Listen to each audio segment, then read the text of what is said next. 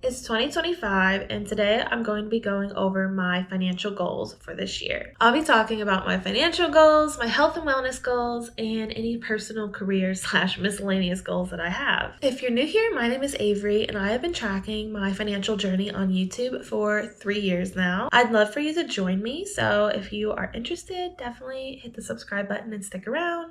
And if you want to support my channel, please like the video. It helps me out a lot. All right, let's get into it. 2024 was I would say a pretty good year for me.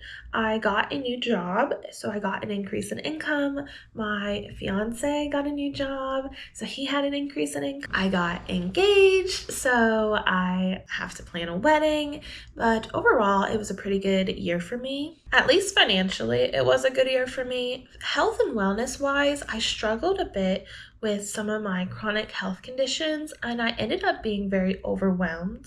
So for 2025, I'm hoping I can get better control of that as best as I can, of course. As far as career went, I mentioned I got a new job, so everything is good on that front. First, I want to talk about my financial goals for 2025. I feel like I have set a good financial foundation for myself since leaving college in 2020.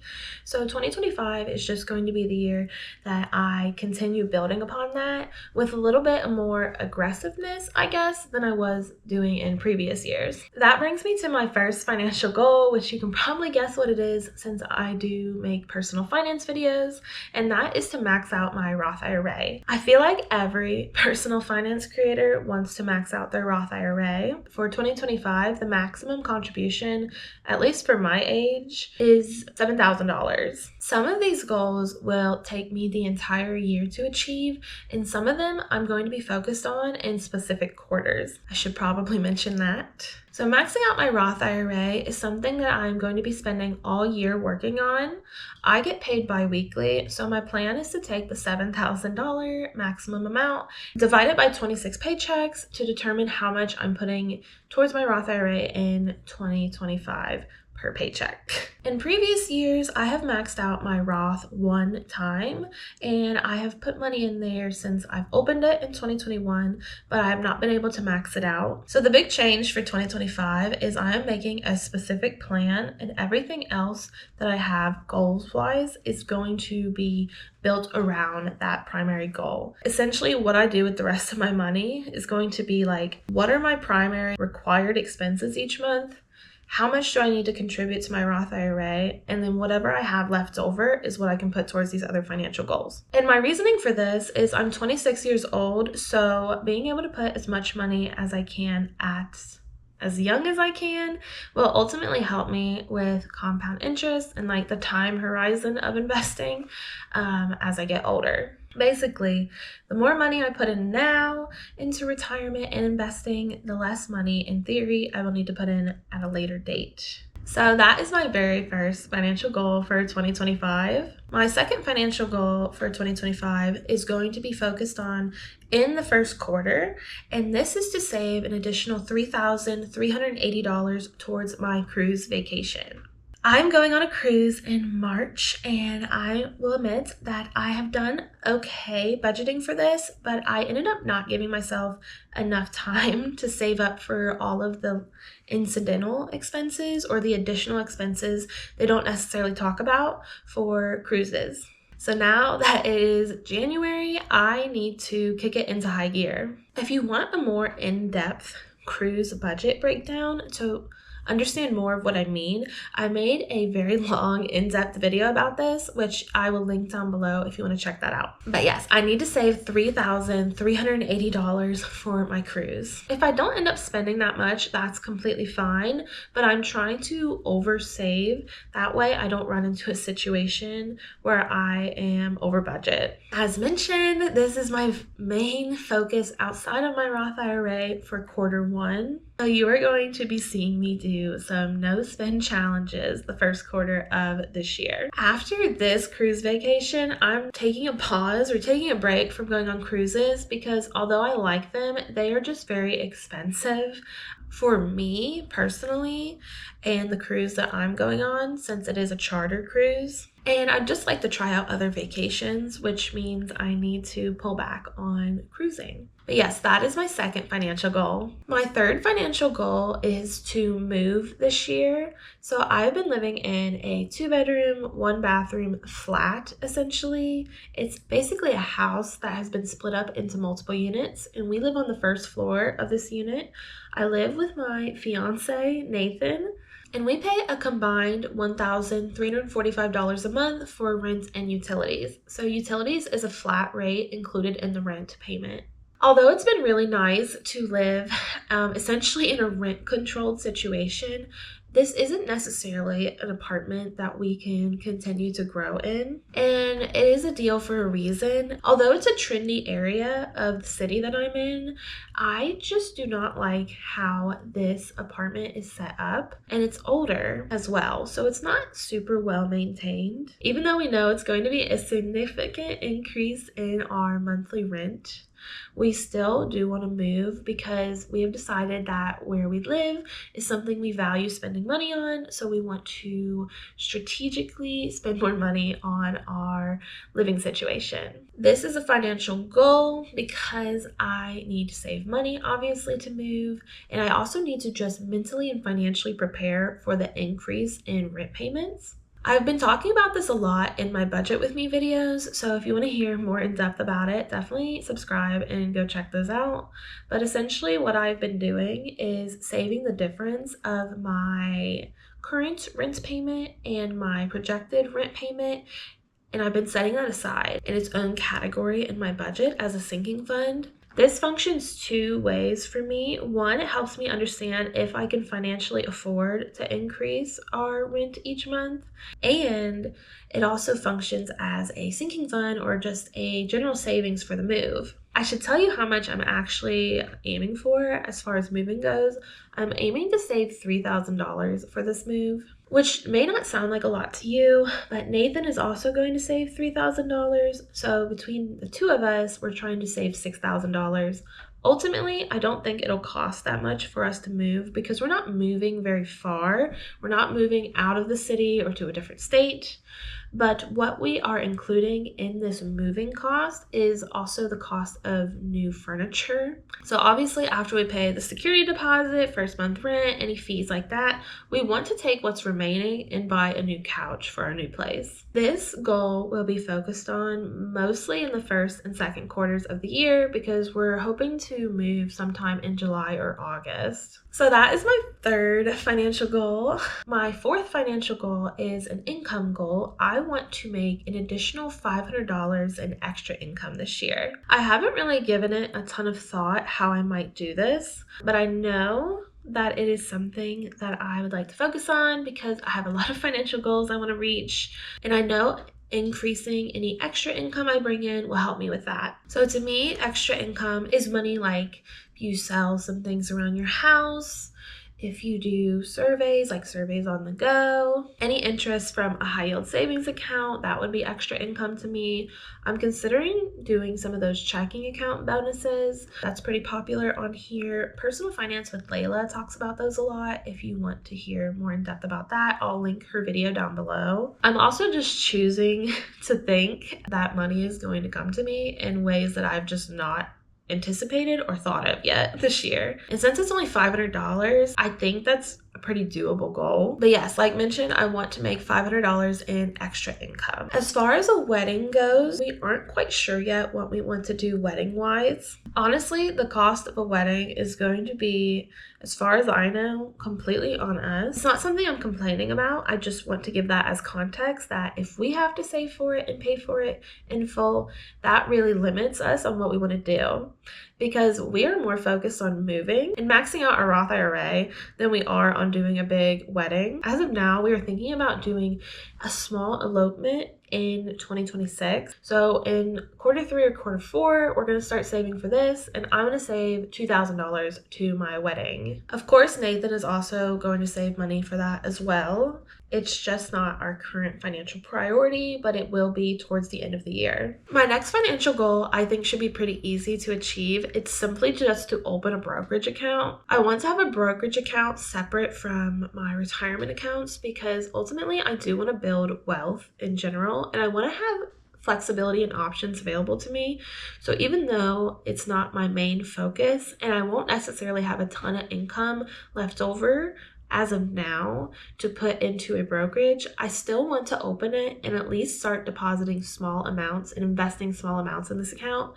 That way, it's just building up slowly over time. I'll probably end up opening that at Fidelity because that's where my Roth IRA is. I also want to save $700 for a new phone. I currently have an iPhone 13 and I've had it for over 2 years now.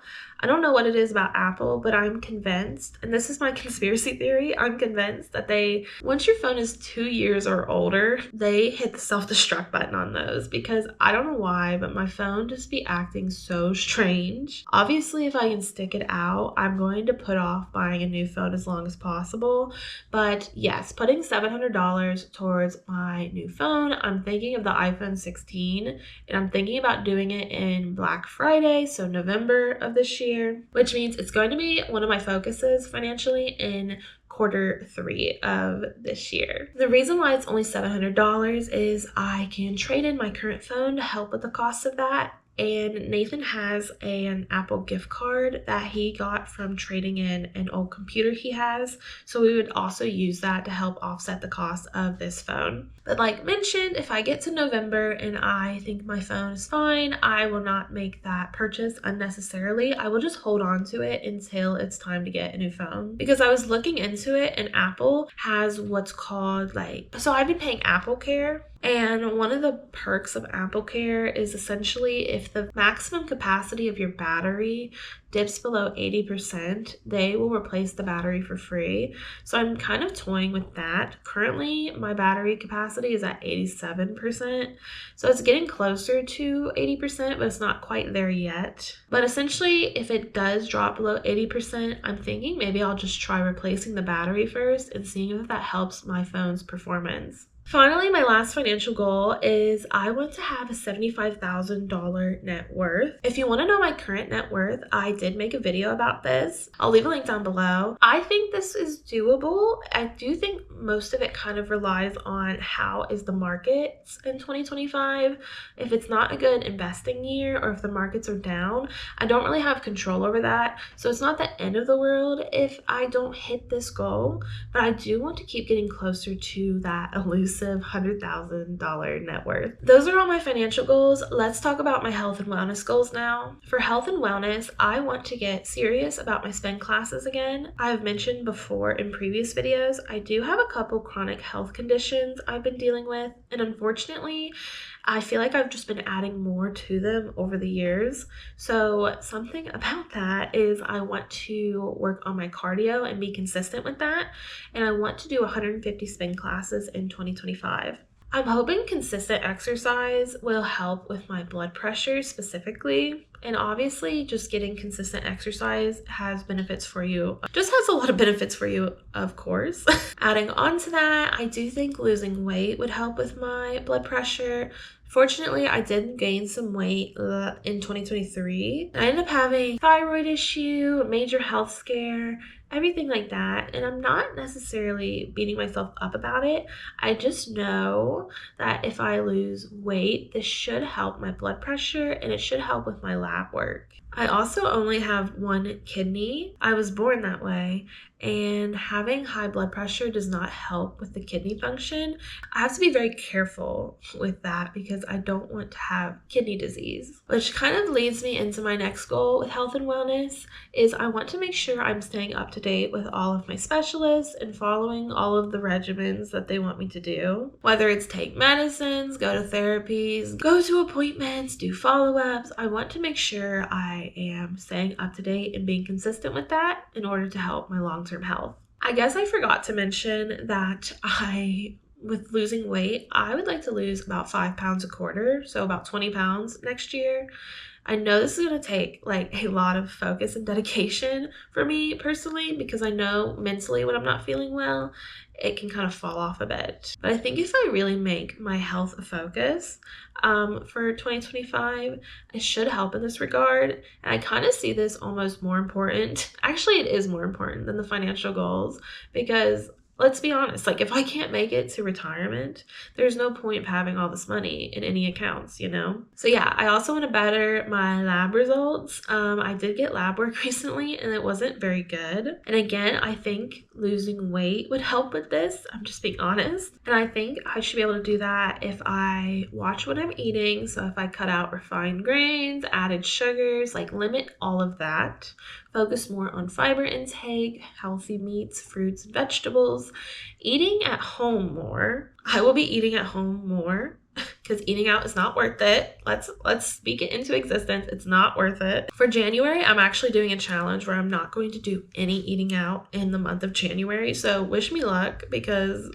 I'm gonna need it, but I know I can do it. And of course, being consistent with my exercise routine should help with my lab results as well. At least that's what I'm hoping for. Finally, let's talk about my personal and hobby goals. And I don't have necessarily anything too crazy for this. I feel like I have a lot going on financially and with my health that I don't need to get too crazy personal goal-wise. So I think all of these should hopefully be achievable. The first one is I want to take time off in the holidays next year. I don't know about you, but on December 26th, I sat down and started projecting out what my PTO is going to be. Since I started this job in July of this year, I didn't have enough PTO and I've been saving it for the cruise. But once I'm past the cruise, I can actually take time off in the holidays. I used to be very focused on saving all my PTO for vacations, but I've noticed the older I get, the more I just want to rest a little bit, especially in the winter time when it's just all doom and gloomy out. So yeah, I'm hoping to take a couple days off at Christmas, Black Friday off, and I'm hoping to take like an extra day or two for the New Year's next year. I definitely think this is achievable, and which is why I've already made a plan for it. And of course, I might take time off throughout the year after that, not necessarily related to holidays, but I know that I want to focus on the holiday time off first. I'm a pretty big reader, so this past year, 2024, I read 54 books. My goal was 52 books. I originally started with a 100-book goal, like reading goal, but I realized that I was just reading a lot of crap. I was just reading a lot of garbage that I decided to drop it down and just focus on reading things I like, even if it takes a little longer. But 60 bucks is a decent step up from 52. I think it's manageable and without being overwhelming or without devolving into just bad books. I'm not an audiobook reader, so I can't really build my stats that way. I just do not like listening to audiobooks. I end up tuning them out every time. I know people that do a combination of audiobook reading, ebook reading, physical reading. If they read audiobooks, it's often an easy way to increase how many books you're reading because more or less you can multitask depending on your job or what you're doing, like if you're cleaning around the house. But for me, it's just 60 physical books or ebooks. Adding on to that, I have a lot of physical books that I own that I have not read yet, and I really want to make a focus on reading these. I think that the number I'm going to shoot for is reading 20 of the books I already own. Obviously, if I can read more than that, that's great, but I want to read at least 20 books that are books I already own, just to cut down on my physical TBR. For my YouTube channel, I would love to hit 1,000 subscribers in 2025. I'm really close to it currently. I think as of this filming, I have like 930 some subscribers, so I'm not really far off, but ideally it should be doable. So if you want to help me reach that goal and you want to see more personal finance content like this and follow my financial journey, you can subscribe and stick around. As far as my career goes, I do want to take at least one professional development course. I have not decided what that would be. I've only started this job about 6 months ago, and I'm not super focused on, I feel like a lot of times with employment nowadays, especially when people job hop, you can kind of feel like you don't even get settled into the role you have before you start looking for the next move. I do not want that. I really want to stay like in public service or in public agencies if I can help it. And I want to be, honestly, I want to build up tenure at a place and reap the benefits of having tenure. Nathan has work in private employment, and we think if I work in public employment, that's a good mix for us because public employment is generally more stable. Private employment can generally have higher income. And of course, with my chronic health conditions, I can take advantage of more of the flexibility, time off, and better health insurance, honestly, that public employment tends to have. So although I'm not like looking for a new job at all, I do want to continue learning new skills and professionally developing in 2025. So I'm going to take some sort of course that is related to that. But I'm keeping it very broad for now. But yeah, those are my 2025 goals. Financially, my savings goals total over $16,000. So I have my work cut out for me for this year, but I know that I'm going to be able to do it. I have confidence and faith that I'm going to be able to do it. And if you want to see how I'm working it into my actual budget for the year, I will be posting my annual budget shortly after this for 2025, and we can look more in depth on how it's all going to play out, or at least how I hope it's going to play out. So if you want to see that, subscribe and you will see it soon. Now I want to hear from you. What is one financial goal that you have this year? One wellness goal, if you have one, let me know what it is. And any personal or just random goals that you have, I'd love to hear about it in the comments. I hope that 2025 is a great year for you. I don't know why, but I just feel like it's going to be a good year. So let's just manifest it together, I guess. But yeah, thank you for watching. If you want to support my channel, you can like this video. It really helps me out a lot. If you want to help me with the 1,000 subscriber goal, you can hit the subscribe button, stick around. But otherwise, I hope you're having a great week, and I'll see you all in the next one. Bye now.